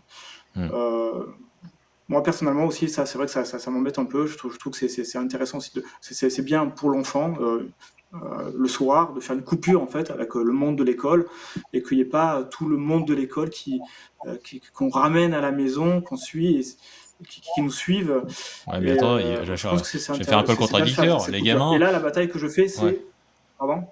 Et je vais faire un peu contradicteur, mais ils ont interdit, dans les collèges en tout cas, les smartphones finalement. Donc quand ils rentrent, dès qu'ils sortent de l'école, ils ont tout de suite tous le téléphone. Enfin, moi quand je passe devant les collèges, ils sont tous le nez sur leur téléphone. C'est ça. Donc de leur dire tu passes trop d'écran, mais c'est pas vrai, de 9h à 17h, j'ai pas le droit. Donc en fait, ils vont pas comprendre, non? C'est ce qui se passe. Alors, en plus, ce qui me dérange dans ces TikTok et Snapchat, c'est c'est le fait que les données excusez-moi, hein, je perds mes mots, mais c'est la sécurité qu'il y a derrière tout ça. En fait, le fait que ce soit des grands groupes, qu'on ne sache pas où vont toutes ces données. Donc là, la bataille que je suis en train de mener auprès des parents d'élèves, on va dire, c'est de les amener sur des applications comme Signal, où la sécurisation des données est un peu mieux préservée, de pas rentrer en opposition avec le fait que les élèves discutent entre eux, mais qu'ils utilisent tant qu'à faire une application sécurisée. Ouais, je comprends. Ok, un peu comme WhatsApp aujourd'hui, où moi je sais que mon fils n'a pas WhatsApp, je lui interdis, mais 95% je pense des enfants de sa classe ont tous la classe WhatsApp. Et il me tout le temps en train de me demander pour y aller. Donc est-ce que Marie-Lix, il faut que je continue à lutter contre WhatsApp avec mon fils? J'ai raison ou j'ai tort? Alors moi, je suis allée sur un entre-deux, c'est qu'elle a accès à certaines applications, mais depuis mon téléphone. Donc ça permet de limiter beaucoup le temps déjà, parce qu'en fait le problème c'est quand même le temps qui peuvent y passer rapidement, pas même nous en tant qu'adultes. Et puis ça me permet aussi de contrôler un petit peu ce qui se passe. Parce que effectivement, je suis complètement d'accord sur le fait qu'il faut qu'il y ait un dialogue. On peut pas donner un outil et dire allez, au revoir, à ce soir. Et avec le fait bon, elle est sur Instagram par exemple. Je peux voir ce qu'elle poste. Alors je dis pas que j'y vais toutes les 5 minutes, mais à chaque fois que j'y suis allée, à un moment donné, elle était en maillot de bain. J'ai dit non mais ça no way. Donc je vais lui expliquer pourquoi je suis pas d'accord, pourquoi elle a retiré cette photo. Après, elle a accepté il y a pas très longtemps. En fait, c'est sur le groupe Parents Unis qu'une maman posait la question de cette question de l'intimité de l'enfant. Est-ce que j'ai le droit de lire? Est-ce que j'ai pas le droit de lire, etc. Donc il y avait des pour, des contre. Il y avait eu un gros débat. Et puis moi, ça faisait longtemps que j'avais pas été lire. Donc je me suis dit bon, je vais quand même aller jeter un petit coup d'œil. Et en fait, elle avait accepté une personne qu'elle ne connaissait pas. Alors que je lui ai parlé de cybercriminalité, de machin, de trucs qu'on a regardé ensemble, des petits reportages sur Arte, etc., super bien faits pour expliquer tous les risques. Donc voilà, en fait, c'est pour ça qu'il faut vraiment rentrer dans leur monde, il faut en discuter, il faut y revenir tout le temps, parce que, alors, il se trouve que c'était une conversation très qu'est-ce que tu veux, elle n'était pas rentrée en vraie conversation. Mais moi, je me suis mis vraiment en colère parce que je lui ai dit, bah non, en fait, t'as pas compris. Voilà. Et je lui ai dit, peut-être que cette personne-là, dans 5 ans, elle a le temps. Donc, elle va venir te reparler, elle va t'apprivoiser. Et puis, on ne sait pas dans 5 ans ce qui va se passer parce qu'elle sera toujours là. Puis, un jour où toi, tu n'auras pas le moral, peut-être que ce jour-là, bah, tu parleras différemment avec lui. Voilà. Donc, l'entre-deux, j'ai pas réussi à la couper complètement de tous ces réseaux sociaux, mais finalement, bon, bah, un quart d'heure par jour, elle a le condensé de ce qu'il faut pour arriver le lendemain à l'école et être un peu prêt. Puis après, elle développe d'autres, elle capte des mots et puis elle fait voilà, c'est comme si elle avait compris de certaines choses, hein, mais il se passe pas grand-chose en réalité. En tout cas, chez vous, ce que je comprends bien, c'est que Squid Game n'est pas prêt de débarquer chez Marie-Alix, le roi. Ça, c'est sûr. En tout cas, maintenant. Alors si je peux juste rajouter par rapport à ce que disait Marie-Alix, ce qui est important dans ce qu'elle dit, c'est surtout de garder le lien avec son enfant. Et parfois, il y a souvent des conflits qui apparaissent entre les parents et les enfants à cause des smartphones, des écrans, des contenus, etc. Et le fait d'expliquer et voilà, là, il y a une erreur, par exemple, et vous lui avez expliqué pourquoi il fallait pas faire ça, et ben, elle va en tirer un apprentissage, une expérience, et ça va lui permettre peut-être une prochaine fois, en cas de doute, de pouvoir s'autoriser à venir vous poser la question en disant maman, est-ce que qu'est-ce que tu en penses? Et du coup, le fait de créer le lien, comme ça, de garder le lien et de laisser la possibilité au dialogue, c'est quand même une des bonnes solutions, je trouve, pour pouvoir en même temps avoir cette maîtrise quelque part et que l'enfant puisse nous faire confiance aussi sur notre capacité à entendre et pas être dans le rejet total. Ok, d'accord. Alors je reviens. Il me semble, que c'est dans ce genre de démarche que les parents regardent justement la série Squid Game en fait. Hein. Oui, c'est C'est ça, dans oui. cette démarche-là d'accompagner l'enfant, d'ouvrir le dialogue justement sur un phénomène d'actualité, donc Alors, d'essayer de découvrir ouais. ça. Et moi, autour de moi, les amis qui ont regardé Squid Game avec leur fille par exemple de 10 ans, c'était dans cette démarche-là justement. Mais Ah, de leur montrer, poussé ils ont regardé avec elle, avec leur fille? oui, oui, D'accord. oui, oui, Ouais. le premier épisode uniquement, mais Ouais. c'était dans cette démarche-là d'accompagner, d'ouvrir, d'instaurer le dialogue. Ils ont fait la même chose avec C'est le quoi, porno? moi, personnellement, je trouve ça très étonnant. Ouais, pareil, Pardon? Alex soulève une Ah question. oui, Est-ce qu'on fait la même chose avec le porno? Ouais, alors là, on va peut-être pas aller jusque-là, mais je sais pas, Gabriel, est-ce que vous Non, mais partagez je ce sais pas, point j'ai de vue? pas Est-ce posé la que question. Je pense Gabriel, pas. vous disiez tout à l'heure, vous avez regardé comment ça s'appelle, Les Dents de la Mer à 11 ans. Moi, j'ai regardé des tas de films d'horreur aussi jeunes. Pour autant, j'ai pas 10 ans, l'impression d'avoir développé un côté violent et j'ai pas été traumatisé non plus. Donc, est-ce qu'on en fait pas un peu Non, mais trop avec je tout ça? pense. Non, mais évidemment qu'on en fait trop, puisque de toute façon, on en fait trop aussi avec les jeux vidéo. GTA Hmm. est pas responsable d'un génocide. Hmm. C'est le jeu le plus vendu au monde. On parle de millions de jeux vidéo vendus. Hmm. Je connais plus le chiffre exact. Il y a eu un incident aux États-Unis. On a retrouvé le jeu GTA chez le tireur. On a estimé que c'était GTA qu'en était responsable. Ok. Je veux dire, bon, alors après, chercher à s'améliorer, moi j'ai regardé beaucoup de films d'épouvante D'accord. quand j'étais gamin avec Hmm. ma mère à côté. Hein. Bon, et elle m'expliquait pas, on le regardait comme si c'était le film du samedi soir. Ouais. Le porno, on l'a pas fait, heureusement, sinon là j'aurais vraiment besoin d'un psychiatre, je pense. Mais pour le coup, je pense que ce ne sont pas les œuvres qui sont responsables d'un mauvais comportement, c'est l'âge auquel on le regarde. Donc là où les parents doivent discuter avec leurs enfants, c'est en effet, comme vous le disiez, mesdames, d'expliquer ça c'est pour tel âge, ça c'est pour tel âge. Ouais, Il n'y mais a pas d'autre, voilà, mais ça va pas. Un gamin de 9 ans qui regarde Squid Game aujourd'hui, ça peut le traumatiser de voir. On parle du premier épisode. Le premier épisode, je sais pas, il y a 300 morts, dont la moitié avec une balle dans la tête. Même moi, arrivé à la fin, je me suis dit waouh, ça va être costaud de regarder tous les épisodes. Donc, en effet, moi, j'aurais pas pris mon gamin pour regarder ça. Maintenant, le gamin, ça va pas en faire un tireur dans un lycée français dans 10 ans. c'est ça. Ça va juste peut-être l'empêcher de dormir. Faut peut-être pas trop en faire non plus. La violence, elle est quotidienne. Quand on mange avec des enfants à table et qu'on regarde le journal télévisé, les enfants, ils font la différence. Hein, quand ils voient des cadavres de soldats ou des gens pendus en Afghanistan, ça, c'est choquant. Parce que ça, ils savent que c'est la réalité. Hein. Ouais. Et pour autant, ça n'en fera pas des tueurs en série non plus. Donc, je pense que c'est hyper important de s'améliorer et d'être vigilant, mais sans en faire. Là, on ne Ouais, parle pas bien. forcément d'en faire des tueurs en série, on parle de comment ils digèrent ou pas Trouble. des contenus et les troubles psychiatriques que ça peut engendrer. C'est oui, mais bien sûr. Non, mais moi je rebondissais sur le thème du départ qui était est-ce que regarder quelque chose de violent rend violent, qui était Voilà. la première question de Sébastien. Est-ce que regarder quelque chose de violent peut traumatiser? Bah oui, je pense en effet que quelque chose de violent peut traumatiser. Je pense même qu'une scène de porno qui n'est pas spécialement violente, mais qui est regardée trop jeune, peut traumatiser aussi et faire dévier l'approche du gamin ou de la gamine dans sa vie sexuelle future. Donc c'est toujours en fait quelles images à quel âge. Mais on a tous, je veux dire, ce serait Alors, mentir.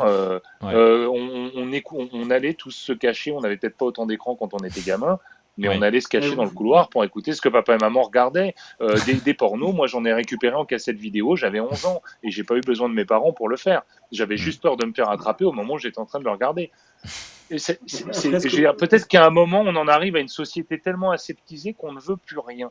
Donc on en arrive à des aberrations qui font que vous tombez sur les experts Las Vegas sur TF1 avec des gens qu'on autopsie dans chaque épisode. C'est vrai. On parle quand même En de prime quelque time. chose qui n'est pas beau à voir. C'est déconseillé au moins de 12 ans. Un film érotique sur M6 en deuxième partie de soirée, c'est déconseillé au moins de 16. Moi, je préfère que mon gamin tombe sur des gens qui font l'amour, on parle pas de porno, plutôt que sur des gens qui se sont pris une balle dans la tête et dont on ouvre le cerveau. Vous voyez, c'est là où on ne sait même plus, nous, comment En fait, c'est une question de point de hiérarchiser vue ces images. individuel, en fait. C'est ça, Beaucoup. Oui, parce que au final, et de est-ce que... sensibilité, vous avez créé la bulle des émotions. J'imagine que ça, c'est un sujet que vous maîtrisez beaucoup mieux que moi, mais je pense que j'imagine bien que 10 enfants que vous avez devant vous, il n'y en a aucun qui va réagir de la même manière à une image. Non, non, non, je suis d'accord avec vous, mais ceci dit, il y a des choses qui vont passer à un niveau inconscient quand même. C'est-à-dire que dans Squid Game, il y a effectivement la violence qui est apparente, puis il y a aussi tout ce qui est sous-jacent. Il y a cette notion de l'argent aussi qui est très présente, de voilà, les riches sur Ouais. Oui, il y les a de violence pauvres. psychologique qui est forte dans la série. Il y a une violence psychologique qui est très forte. Et puis, il y a cette sorte aussi de dédramatisation de la violence. C'est-à-dire que finalement, cette scène de claque dans le métro, elle perd toute sa violence parce que derrière, ils se prennent des balles en jouant à 2-3 soleils. Et du coup, on se dit, bon, finalement, 3 claques, c'est pas grave. Et ça crée quand même quelque chose de je fais le pire pour que le pas bien soit déjà plus acceptable. Et alors, je dis pas que tous les enfants vont le prendre de cette façon-là. Il y en a qui vont bien faire la part des choses entre ce qui est réel, ce qui est bien, ce qu'on peut pas faire, etc. Puis chez certains enfants, ça va créer de la confusion quand même. Et à force d'exposition à ce genre de contenu, on peut perdre tout repère. Donc, on va pas en faire forcément des violents, mais en tout cas, on va pouvoir créer des traumas. On va pouvoir en faire des enfants qui, spontanément, à un moment donné, vont peut-être mettre une gifle à quelqu'un en se disant, ouais, ça m'a échappé, parce qu'à un niveau inconscient, ça s'est inscrit que finalement, c'est pas très grave, dans son inconscient à lui, en tout cas. Alors, vous pensez réellement que un enfant, alors il y a peut-être une notion d'âge, vous me direz, mais un enfant en regardant un épisode dans lequel il va y avoir une seule séquence comme ça, peut développer ce comportement? Alors non, si l'enfant il a une vie stable, un environnement stable, normalement il est pas. Alors déjà, il n'est pas censé regarder ça. Déjà, et je pense qu'il ne regarde pas ça. Et s'il regarde ça, effectivement, c'est pas ça qui va faire qu'il va devenir violent. En tout cas, ça va probablement le traumatiser. C'est-à-dire que ces images, ça va le choquer. Donc après, est-ce qu'il va en parler ou pas? On dit que la première chose quand on est face à quand on vit un trauma, c'est quand même d'en parler. C'est la première chose à faire pour pas que ça se transforme en autre chose. Mais c'est ce que dit la petite gamine dans la vidéo qu'on regardait au début de l'émission. C'est-à-dire qu'elle nous explique ce qu'elle a vu, ça l'a choqué, mais elle n'en parlera jamais à ses parents. Ouais. Il arrive quand on vit des gros traumas, quand il y a des attentats et ce genre de choses, la première chose qu'on fait, c'est qu'on prend en charge les victimes à un niveau psychologique, parce que c'est important de sortir tout ça, de parler. Donc, face à la peur, il y a trois réactions. C'est soit c'est la fuite, le combat ou la sidération. Donc, un enfant qui reste sidéré devant une image comme ça, qu'est-ce que va faire son cerveau? Tout ça, c'est très compliqué.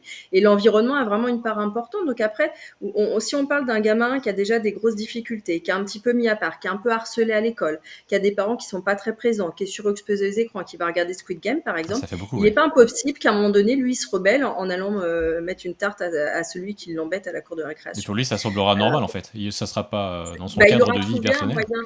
Ouais, il aura trouvé un moyen qui lui semblera, en tout cas, un entre-deux qui serait acceptable. Alors, je fais pas une généralité, mais en tout cas, je peux le constater que si l'environnement est pas complètement stable, et là, on parle même pas d'environnement stérile et tout ça, mais voilà, un enfant, il doit être quand même stable émotionnellement. Mais un enfant stable émotionnellement, j'allais dire, avec des parents qui sont là et qui veillent à ce qu'il soit pas exposé à ce genre d'écran, ne regarde pas Squid Game, quoi. Ouais. Je sais que quand j'ai regardé, juste je termine, quand j'ai su que j'allais intervenir pour Squid Game, donc je l'avais pas vu, donc j'ai regardé ça en une semaine, donc ça a été ces images d'un seul coup. J'ai pas très bien dormi, et mon fils, parfois, qui a du mal à s'endormir, qui dormait à l'étage, me disait: maman, attends, il faut que je descende bord de l'eau et arrête le truc parce que je veux pas voir, parce qu'il sait, je lui avais dit, je vais voir quelque chose qui est violent, je veux pas que tu vois. Et lui, voilà, il me prévenait, il me dit: maman, je vais descendre. Alors je mettais pause et il descendait, il prenait son verre d'eau et remontait.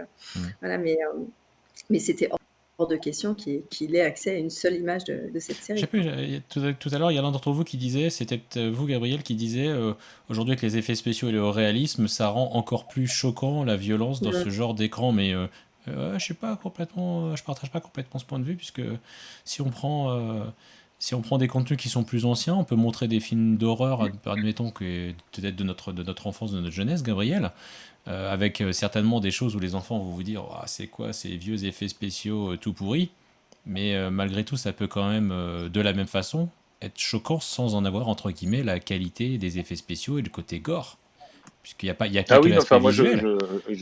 Non, je rejoins, je précise juste mon point de vue, parce qu'en effet des effets spéciaux un peu vieux, je prends des films comme les Gremlins par exemple, peuvent encore être traumatisants pour un gamin qui le regarde, ça peut être terrifiant.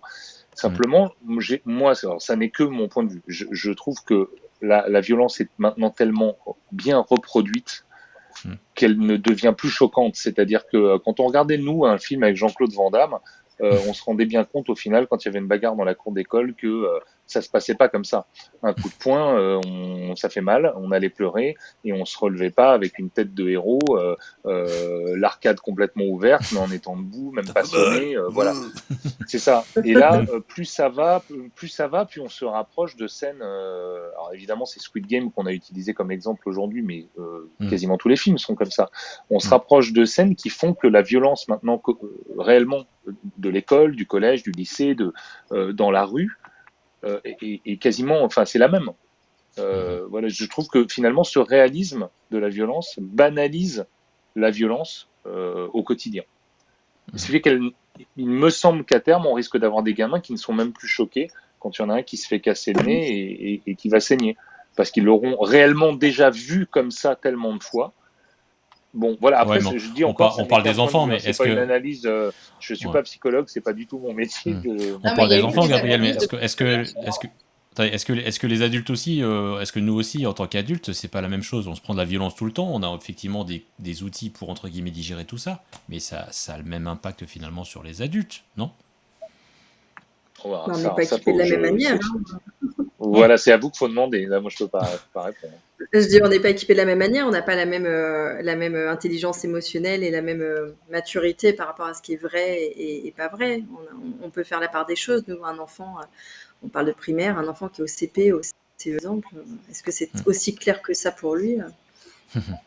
Non, je voulais juste réagir par rapport à ce que vous disiez là tout à l'heure par rapport à la comparaison entre les jeux vidéo, par exemple GTA, vous disiez que c'était un jeu qui avait été voilà, le jeu le plus vendu apparemment et qui avait finalement que un seul incident sur ce type de jeu. Vous avez semblé finalement minimiser un petit peu quoi. Je pense que c'est important d'en discuter peut-être avec les professionnels. Moi, j'en avais discuté avec Sabine Duflo, justement, qui est psychologue, et qui me disait les ravages qu'elle voyait en consultation, finalement, chez les enfants, avec le jeu Fortnite, par exemple, qui est pareil, où il y a cette On mode pourrait faire une émission Fortnite, sur Fortnite qui aussi, est, ouais. qui est aussi un Battle Royale, finalement. Hein. C'est tout sur une île qui est combat à la mort et doit en rester qu'un. Et quand on en discute avec les professionnels, on se dit, ok, peut-être qu'il y a en effet qu'une fusillade aux États-Unis, mais dans les cabinets en question, il y a un phénomène, quoi. Ouais, mais Maxime, qui est je vous exponentiel. arrête. Je vous arrête. Moi, je n'ai jamais dit que ça ne créait pas de difficultés. Je ne dis pas ça. Je dis simplement que malheureusement, les médias s'emparent à chaque fois d'une œuvre. Donc, dans le jeu vidéo, ça a été On GTA. la pointe du doigt. Aujourd'hui, la cible, c'est Squid Game, alors qu'on a des dizaines de films et de séries bien plus violentes que ça, qui sont regardés par les gamins depuis des années. On ne sait pas pourquoi aujourd'hui on a décidé qu'on allait pointer Squid Game parce qu'il y a eu un incident dans une école.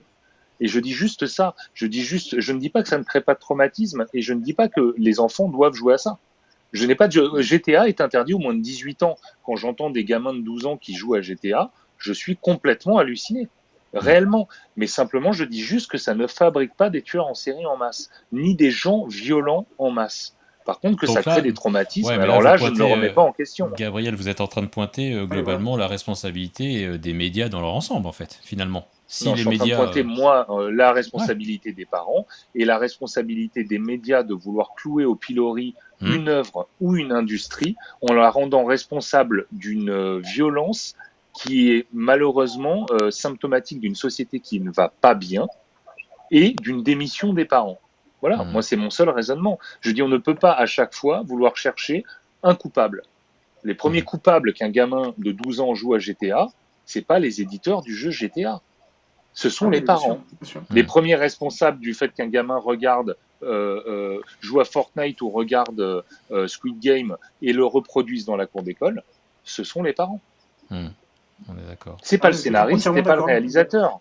Voilà. Et avant ce Squid Game, dans l'école de mes enfants, il y a eu le phénomène, les Marseillais, les Ch'tis, une émission de télé-réalité où il y a des il y avait des défis en fait dans cette émission de télé-réalité où ils devaient faire consommer des aliments un petit peu un petit peu comme dans Koh-Lanta, vous savez, au Fear Factor. Et donc du coup les enfants s'étaient donné le mot d'amener dans la cour de récréation des aliments, je sais pas, des épluchures, des spaghettis, des trucs pour former une espèce de bouillasse et le perdant devait gérer cette potion, quoi. Et là, encore une fois, je suis d'accord avec vous. Du coup, le problème, c'est oui, les parents qui aussi laissent leurs enfants regarder la même émission que le grand frère aussi. Il y a ça aussi, ou le grand frère ou la grande sœur, quoi. On peut peut-être se dire plus largement que le problème, c'est tout court les gens qui regardent les Marseillais, à mon avis. Alors, je sais pas si nous regardent ce soir, j'en suis pas sûr. Ouais, c'est clair, mais ouais, mais bon, alors après c'est un vaste débat, Gabriel, parce que là on parle de. Non, mais après, ce que j'en oui, mais il y en a qui c'est qu'il y a quand même des liens entre la réalité et ce qu'on voit. Et donc, effectivement, on en revient toujours à l'âge. Sur l'hypersexualisation des filles, par exemple, qui sont sur TikTok. À partir du moment où elles vont sur TikTok, elles vont avoir un comportement et un rapport au corps qui changent. Donc, en fait, Squid Game, ce qui est intéressant, ça a été surmédiatisé, peu importe, à la rigueur, c'est que ça permet d'être là, par exemple, ce soir et de parler de ce lien entre réel et virtuel. Et effectivement, que font les parents? Qu'est-ce qu'ils sont capables d'accepter par rapport à ce que les enfants regardent ou pas? Ils maîtrisent pas toujours. Il y a même des parents qui ne démissionnent pas, mais qui sont complètement dépassés parce que les contenus à partir de la 6e, c'est open bar. Mais c'est vrai qu'il y a ce lien quand même entre le réel et le virtuel, et que ça on peut pas donc après il faut faire avec, voir quelles interdits on pose, comment on en parle, etc. C'est à chaque parent. Justement, je voudrais rebondir sur le parti pris aussi et revenir sur le thème de la violence. Gabriel, Allociné, je crois, vous avez fait un faux raccord justement sur. Alors faux raccord, je ne sais pas si vous connaissez Sophie, Marie-Alix et Maxime, faux raccord de Allociné. Est-ce que vous connaissez? Oui, quand même. Maxime, il connaît, puis nous, on connaissait son site. Donc, le cinéma est un tout petit monde. C'est ça. Faux raccord, en gros, je vais vous montrer ça. Vous l'avez là sur cette page-là. Faux raccord, enfin, Gabriel, parlez-nous-en, mais c'est une émission qui est produite depuis la plus vieille émission du web, je crois, qui est à la 13 saisons. Et en gros, on a deux personnages qui s'appellent Michel et Michel, qui, globalement, vont éplucher dans un film ou dans une série ce qu'on appelle les faux raccords, c'est-à-dire quand on passe d'un changement de plan de caméra à un problème effectivement il a la chemise verte, il passe à une chemise orange ou c'est ça, hein, Gabriel? Oui, c'est ça, oui, c'est des films comme Gladiator qui est un très bon exemple pour décrire l'émission où il y a une course de char, mais on peut apercevoir un type en jean avec un t-shirt et une caméra dans les gradins, ou une bouteille de gaz sous un char romain. Voilà. Donc, mais là, il y a eu un parti pris pour nous il y a 13 ans de. Pardon? Il y a eu un parti pris sur ce faux raccord-là, puisque vous avez fait un faux raccord chez Allociné qui a eu un gros succès. Alors, est-ce que c'est de l'opportunisme d'avoir justement pris Squid Game et d'avoir fait un faux raccord dessus, puisque c'est un phénomène d'actualité. Mais moi je l'ai regardé et j'ai beaucoup ri, bien évidemment, et je voudrais peut-être vous en montrer un petit morceau après de quelques secondes pour ceux qui ne connaissent pas, pour Sophie et Marie-Alix, parce que c'est vraiment... En tout cas, le parti a été pris de ne montrer que des faux raccords sur aucun moment violent du film, que des moments... Enfin, on aurait pu en montrer des faux raccords, je pense, sur des scènes violentes. Mais vous avez choisi de il y a beaucoup de faux raccords. Il y a beaucoup de faux raccords sur les scènes violentes de Squid Game. Nous, on a fait le choix. C'est une émission qui marche très bien auprès des jeunes et qui marche très bien sur les réseaux, type Snapchat, Instagram, TikTok.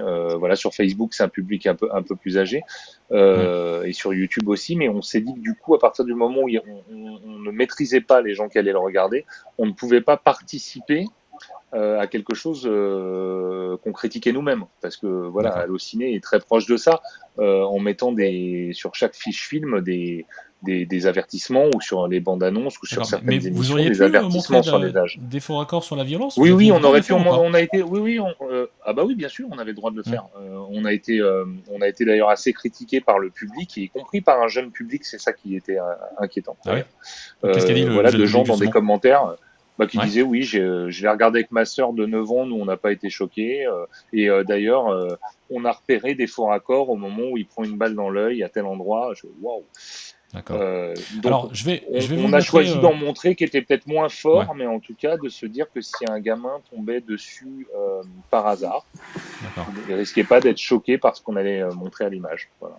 Alors, je vais vous montrer une trentaine de secondes pour vous donner un petit peu la tonalité de ce que c'est, pour notamment Sophie et Marie-Lix, et pour ceux qui nous regardent et qui ne connaissent pas Faux Raccord, parce que voilà, une émission sur le web qui existe depuis plus de 13 ans, et vraiment qu'il y a un talent d'écriture, bravo, et un talent aussi d'interprétation de Michel et Michel qui est vraiment exceptionnel, je trouve.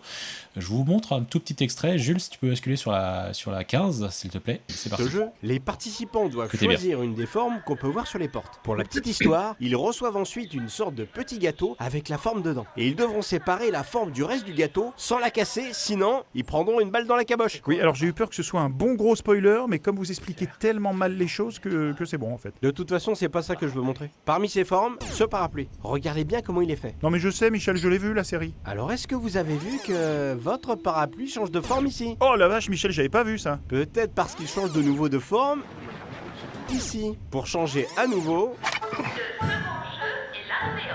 dans la boîte à gâteaux. Je suis désolé.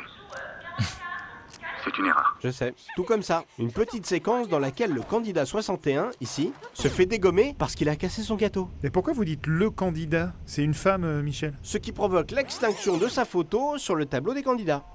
Attendez, faites pause là. Bah c'est un homme là, le 61, non? Bah oui. Il y a quand même pas mal de foirades, hein. Il faudrait leur demander qui était responsable de la gestion des figurants. Occupe-toi plutôt de ton cul. Je préfère celui des autres. Des fois, Bon, Michel... voilà. Voilà, je vais juste vous montrer un petit peu l'esprit de Faux Raccord, et un grand bravo en tout cas aux auteurs, aux interprètes. Voilà, en tout cas, je ne sais pas si Sophie et Marie-Lix, ça vous donnera envie d'aller en voir, mais Faux Raccord, ouais, il y a vraiment matière à la fois à beaucoup rigoler, et bravo en tout cas. Ouais. Bon voilà, en tout cas, donc tout ça pour revenir. Cette émission, après, par contre, que pendant les films au cinéma, on s'amuse un peu à détecter les. Ouais. Non, c'est un peu le défaut. Ouais. C'est un peu. Ouais. Non, je plaisante. Hein.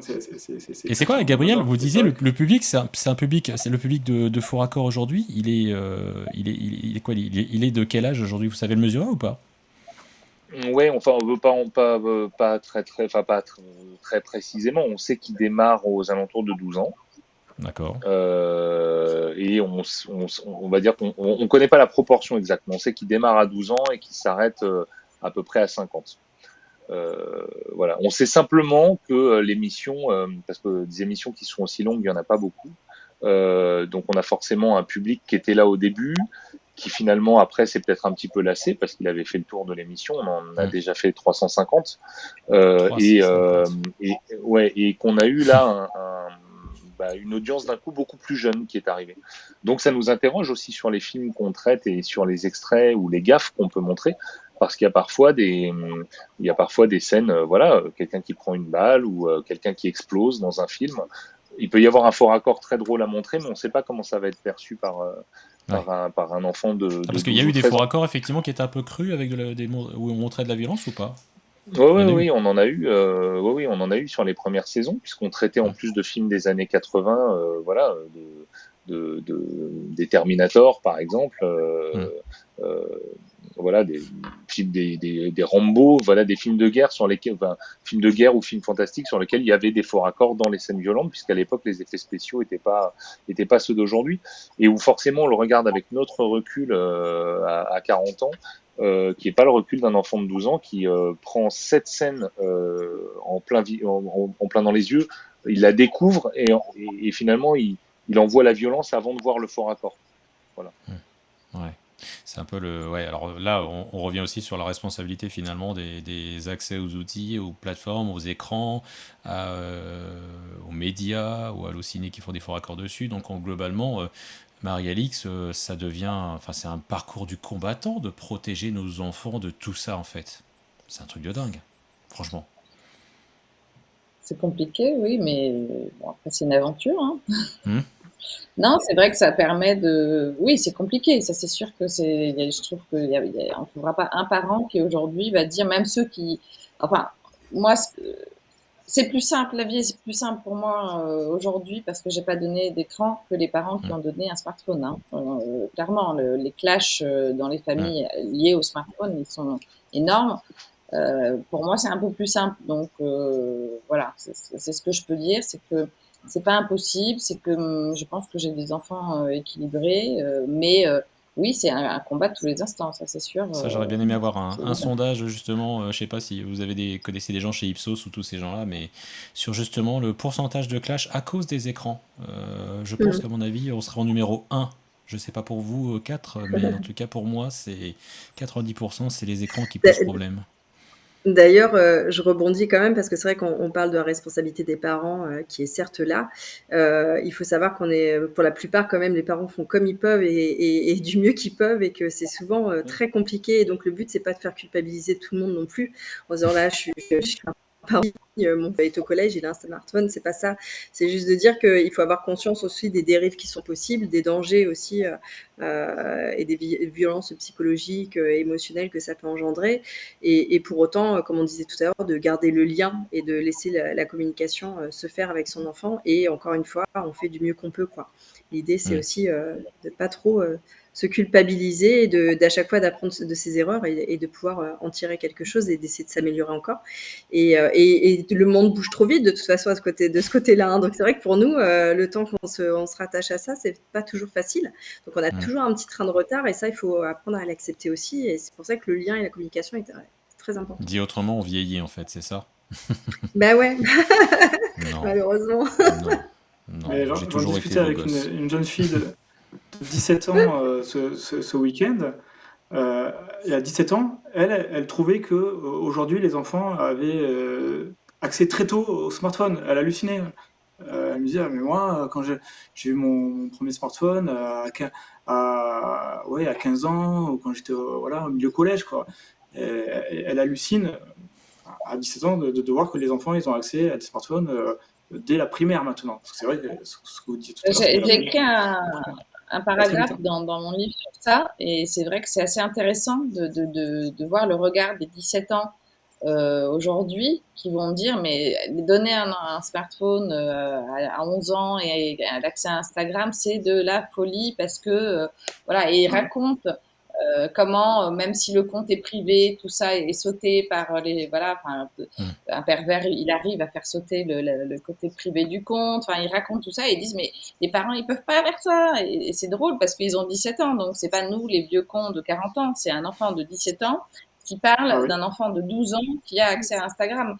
Donc c'est là qu'on voit que c'est pas un faux problème en fait, c'est vraiment quelque chose qui est en train de se passer. Malheureusement, effectivement, aujourd'hui, c'est plus la sixième, hein, c'est le CM1, c'est CM2, voire CE2 dans certaines écoles. Ouais, donc je sais pas si on va finir cette émission avec quelque chose de positif sur tout ça. Moi, j'ai l'impression que je suis de plus en plus inquiet à vous écouter tous les quatre là, franchement. Donc voilà quoi. Est-ce que j'ai pas le prochain Jason ou non, mes enfants qui dorment là. Enfin voilà, il va arriver avec un masque et faire yes bon. Non, enfin, je caricature, mais bon, parce que Non, ce qui est globalement, positif, c'est effectivement la discussion qu'on peut, enfin, par exemple, sur la pornographie, c'est vrai que, et donc l'éducation sexuelle et affective, aujourd'hui, mon fils qui a 10 ans, alors nous, la pornographie est rentrée tôt, puisque ma fille était en CM1, donc elle avait 8 ans, pour dire, hein, et le petit garçon qui en gros, demandait une fellation à sa petite copine de 10 ans, avait vu un porno. C'est là aussi que je dis que le lien, il est vraiment, c'est pas possible de pas le faire. Et il demandait, est-ce que tu peux me sucer le bip? Enfin, c'est comme ça que ma fille m'a. Et donc, d'en parler, effectivement, de dialoguer sur ces sujets, la violence, la pornographie, etc., très tôt, à un âge où ils sont pas encore trop, ils acceptent le dialogue. Je pense que c'est aussi quelque chose d'assez intéressant que nous, on n'a peut-être pas eu, par exemple. Ouais, c'est vrai qu'il y a peut-être moins de tabous là-dessus en fait aujourd'hui. Peut-être, Ouais. c'est vrai que. Et après, si c'est difficile d'en parler au sein de la famille, c'est aussi bien d'avoir des endroits pour le faire. Un atelier de la bulle des émotions, par exemple. Allez, c'est Ou, placement de produit. placement de produit. Non, mais c'est vrai que clairement. souvent, d'offrir un espace-temps, un espace-lieu où l'enfant est libre de s'exprimer sur ce qu'il ressent, sur voilà, ses émotions, c'est important aussi. Et souvent, on arrive à accéder à des informations que les enfants ne sont pas forcément capables de délivrer aux parents telles quelles. Justement. Alors c'était un peu l'objectif aussi de cette émission ce soir, et je vous remercie tous les quatre d'y avoir pris part, puisque comme vous le dites Sophie, la bulle des émotions, donc pour parler un petit peu de vous et de votre réseau, vous avez des sophrologues partout en France en fait qui ont été formés une méthodologie particulière justement pour accompagner les enfants de 3-4 ans jusqu'à l'adolescence, c'est ça en gros? Alors, la bulle des émotions, donc en France et à l'étranger, hein, puisqu'on a worldwide. à Hong Kong, en Espagne, en Suisse, en Belgique. Et les enfants, donc il y a des ateliers Bouchou, donc pour les 2-4 ans. On fait des ateliers duo, des ateliers pour les enfants 5-11 ans, des ateliers ados 12-17 ans. Et on fait des ateliers adultes aussi. Voilà, et là, on lance des ateliers sophropédagogie aussi pour rentrer dans les écoles, donc pour accompagner les en tout enseignants. cas, ouais. Voilà, donc il y a forcément une bulle près de chez vous. Ouais. Ben, merci en tout cas, merci pour votre participation. Donc on approche de la fin de cette émission. Je vais remercier chacun de mes invités. En tout cas, merci Sophie. Et effectivement, comme vous l'avez cité, voilà, allez sur le site de la bulle des émotions sur Google, vous allez trouver assez facilement. Je suis sûr que vous trouverez une sophrologue compétente et certifiée de ce réseau. Marie-Alix Leroy, je rappelle le titre de votre livre Protégeons nos enfants des écrans aux éditions MAM. Et également ceux qui en tout cas ont envie de rejoindre votre collectif Protégeons Parents Uniques contre le smartphone avant 15 ans sur Facebook, c'est bien ça? Je me suis pas trompé. Oui. Sur Facebook uniquement, pas d'autres plateformes en tout cas. Non. Ok. Voilà, en tout cas ils peuvent le faire Voilà, on mettra l'adresse en tout cas. Alors là, je peux pas sur le chat, mais en tout cas, nous avons une chaîne et un canal Discord qui est un peu l'après-émission. Donc sur notre Discord, nous mettrons effectivement les liens des sites de nos invités. Je vous invite fortement en tout cas à aller en tout cas visiter la page Facebook, la bulle des émotions. Maxime Giraud, pareil, l'adresse de votre site filmpourenfants.net, voilà, pas compliqué en tout cas à retenir et en tout cas, on recommande vivement et j'ai hâte de suivre l'évolution aussi et ce débat qu'on a eu tout à l'heure sur est-ce qu'on rajoute des films justement que ne recommande pas et pourquoi. Moi, en tout cas, c'est quelque chose que j'aimerais bien voir. En tout cas, posez-vous, on aura peut-être l'occasion de s'en parler. Merci en tout cas et j'encourage vivement les parents qui nous regardent à visiter votre site, vraiment, à faire aussi des dons sur Tipeee, je le redis. Merci. Et voilà, et Gabriel Sardet, en tout cas, on rappelle que l'émission Faux Raccord, c'est toutes les semaines, plus de 13 ans, 350 épisodes, voilà, qui sont diffusés sur toutes les plateformes connues, Allociné, YouTube, Instagram, Snapchat aussi et Facebook.